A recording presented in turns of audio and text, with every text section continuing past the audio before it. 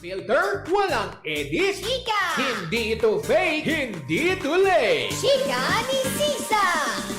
Lahat ng ganap sa showbiz pag-uusapan natin dito ay nag-break, may nagkabalikan. Tara at pag-usapan! Kung ano man ang chika, alam na ni Sisa. Ito ang Chika ni Sisa. Chika! Ni Sisa!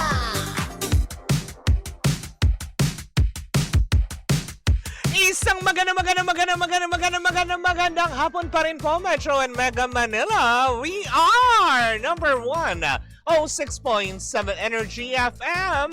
Pangga, wag mong sabihin radyo, sabihin mo Energy. Sa magandang hapon pa rin po sa lahat pa rin po ng ating mga pangga, lalong-lalo na sa ating mga kuya mong driver kinakasmota. Hello po ng Lala Move sa mga Lala Move drivers natin. Hello po sa inyong lahat dyan. At syempre sa ating mga riders tulad na ng Angkas Movie Joy Ride. Hello po sa inyong lahat. Isang magandang hapon. Ang lahat ng InDrive at Grab drivers na nakatutok sa atin dahil gusto rin makichismis. Hello po sa inyong lahat. Gusto ko rin batiyan ang mga taga-dagat-dagatan Malabon. Hello po sa inyong lahat dyan. Syempre, magpapahuli ba naman ang mga taga North Bay Boulevard dyan sa may Nabotas. Hello po. Ayan. Actually, yung tawag sa kanila, NBBN. Kasi North and South yan eh. North Bay Boulevard South and North Bay Boulevard North ng Nabotas. Hello po sa inyong lahat. Isang magandang hapon po. Diba? At syempre, kung gusto mo rin naman pong magpadala ng inyong mga mensahe para po sa inyo, kung may mga gusto kong batiin. Ako meron akong gustong batiin na special na tao. Nagba-birthday po ng kanyang kaarawan. Of course, ang aking pinakamamahal na tiyahin na si Sylvia Silva de Lumen.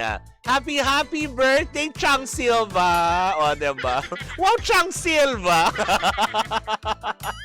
May you have more birthdays to come, Auntie Sylvia, hindi ba? God bless always. And good health, diba? Ano lang tayo? Diba? Laban! Ganon, diba? Makakayanin natin yan.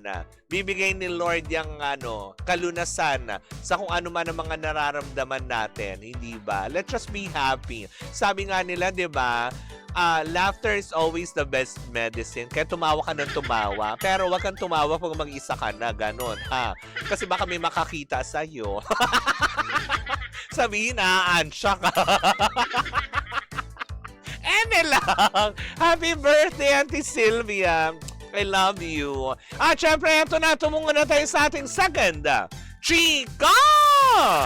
Naku, ito na nga, dahil nga gaya nga nung nasabi ko nga kahapon, kaugnay pa rin ito sa ating first part ay binalita kanina sa naganap na media conference ng Love is Never Gone, na kung saan nga naman maraming nandyan na nakita natin. Si Jane Oinesa, nakalimutan kong banggitin, kasama din siya dyan. Of course, ayan, sina JM at Fiang, i-congratulate natin. Palakpakan natin, deserve nila ng applause. Kasi, 'di ba, muli na naman silang nakasama dito sa isang malaking proyekto na kung saan nga naman hindi lang basta role ha. Kasi si JM Ibarra, ang role niya dito is gaganap siya bilang best friend ni Joshua Garcia dito, 'di ba? Samantala naman si Fiang Smith ay gaganap bilang anak ni Nadina Bonnevie at ni Michael De Mesa. O, diba na nakakaloka? Pero, eto na ngayon, chika, na aking nasaga pa. Sa di naman malamang dahilan, bakit parang kahapon daw, diba? Okay naman, kasi may mga moments naman na nag-uusap sila. Pero may mga moments na ang layo nila sa isa't isa, na para bang may mga nakapansin, pero hindi naman pinagtuunan talaga ng bongga, no? Napaisip lang ba? Na parang, meron ba silang something? Or meron ba silang hindi pagkakaunawaan? Kasi parang ang cold ng treatment nila kahapon. Kasi during the press con na tinawag na isa-isa, ayan po, di ba? Doon po sa stage na unahan na yan, ay makikita na para bang nasa unahan yan si Fiang, tapos sa likuran lang si JM. Di ba usually pag love team kayo, dapat di ba naka-aakla ka o kaya di ba para naka-embrace. Tapos, during the press con inside sa cinema, parang bihira mo silang makikita na mag-uusap. Kasi ang madalas kausap ni Fiang dahil katabi nga niya si Ivana. 'Di ba? Na para bang, tipong, ay teka sandali, ba't ganon? Parang may silent war nga ba? Meron nga ba? Yun ay tanong ko lamang Kasi obserbasyon ko din yung kahapon na kabilang ng ilang mga nakapansin. Lalong-lalo na nung tinanong ni MJ Felipe, ang dalawang ito na JM Fiang, anong idudugtong nyo sa Love is Never Gone?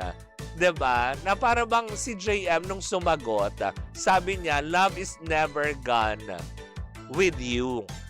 'Di ba? Parang okay 'yon. Love is never gone with you. 'Di ba? Maganda 'yon ang pagkakasabi. Doon lang medyo napaisip ang mga tao kasi nung biglang nag-reply si Fiang na, sana nga. Oy! 'Di ba? Kaya lalo tuloy nagkaroon ng question mark ang mga tao na, teka sandali, ba't may pa-remark ka na sana nga? 'Di ba? Meron bang hindi nalalaman ng publiko between the two of you? Lalong-lalo na syempre, ang inyong mga taga-support, ang mga supporters ninyo, 'di ba? Na sobrang nakakakilig kasi nakikita through actions Although there are moments naman na magkadikit sila na okay kasi tuwing makikita ko naman sila magkadikit. Pero nahahagipan sila ng camera tulad na lang nito, 'di ba? Na yan, during the press con itself, sobrang bihira talaga. Kung mag-uusap man sila, mabibilang mo kung ilang beses lang sila naglingunan sa isa't isa ng bongga. Hindi kagaya ng ibang mga katulad sila Jane, Joshua, Ivana, 'di ba? Sila Miss D, Michael De Mesa, tapos sila Aramina, si Epi Quezon. Yun mga talagang usual na talaga nag-uusap, nagbubulungan, pero sila, never. Kaya tuloy napapaisip ng mga Otauchi, what is going on? Fiang and JM. Diba? Na kung meron man sana hindi pagkakaunawaan, sana bin-rush off na muna. Diba? Kasi nagpo-promote kayo ng project. Pero kung wala naman, di mas maganda kung totoo nga or mali lang talaga yung interpretasyon through your actions ng mga naka-notice. Wow! Mga naka-notice. Ano ka, Meralco? Gano'n. May notice of disconnection. Gano'n. Kaya tuloy lang, napaisip lang talaga yung ibang mga tao na sana nga, kung totoo nga walang problema, kung okay talaga sila, much better. Pero kung meron man silang pinagdadaanan siguro kahapon, o kaya meron silang hindi na pagkasunduan na pagkaunawaan, sana, diba, they handled it professionally na hindi man lang nahalata na lang siguro. Kasi syempre, may mga supporters din sila na nandoon na ayaw naman din makitang madismaya itong mga ito na, ay, magkagalit ba sila? O diba? Maski nga ako, napapaisip nga ako doon, may nagkagalit ba sila? Parang hindi naman. Parang kahapon nakikita ko. Pero, kasi, nasa harapan nga din kami Parang isa din ako sa nakapansin na during the press con itself, sa media con na, yung one-on-one na with the press and media, na, oo nga, no? Parang mabibilang ko lang all throughout doon sa isang oras ng press conference, mabibilang ko sa daliri ko yung ilang beses silang nagtinginan sa isa't isa. Hindi yung tipong talagang Tapos most of the time, nakatagilid lang si Fiang, nakaharap kay Ivana, sila yung chika ng chika, never niyang, alam mo yun. Kasi usually, di ba, pag love team kayo, di ba, gaganong-ganong ka sa braso nung ka-love team mo. Hi, ganon-ganon, di ba? Yung mga pa-sweet-sweet moment. Pero wala. Lalo tuloy nagbigay tuloy ng konklusyon sa atin. Lalo pa nung tinanong nga sila ni MJ Felipe na love is never gone, ... Diba, dugtungan. Dinugtong ni JM Ibarra na love is never gone with you. 'Di ba? Tapos sasagot si Fiang ng sana nga, 'di ba? Ano kayang meron? In real life ba? Alam mo 'yon? Sila nga ba? Kasi 'di ba sila na nalilink sa isa't isa, tama, 'di ba? Pero walang confirmation. 'Di ba? Masaya naman yung mga fans nila na nakikita sila together. Kaya lang sa mga ganitong, 'di ba, okasyon na makikita mo na parang tipong, ay teka sandali, bakit parang aloof naman ang guy tapos hindi nagpapansinan, 'di ba? Pakita natin ulit yung picture. 'Di ba? Nung nakahagip, ayan sa media con, yan yung itsura nila. Talagang parang patingin sila sa magkaibang landas. Parang kanta ni Jairi Lim. Magkalayong agwata. Diba? Yung mga ganyan. Tapos, pati rin mismo dun sa may labas ng cinema lobby, ayan po yung itsura nila, diba? Nasa unahan, medyo step forward si Fiang. Tapos, sa likuran si JM as her partner. 'Di ba? Ano 'yun? 'Di ba? Well, sana mabigyan ng klaro, 'di ba? Sabi niya, naalala ko si Sandara Park at kay Fiang Smith hindi, 'di ba? May resemblance naman talaga sila. Pero hindi, yun nga. I wish them well. Sana wala ngang problema, 'di ba? Sana nagkataon nga lang etong mga ito, 'di ba? Na talagang kung wala naman din sila pag-uusapan, bakit nga naman sila mag-uusap, 'di ba? Yung mga ganyan.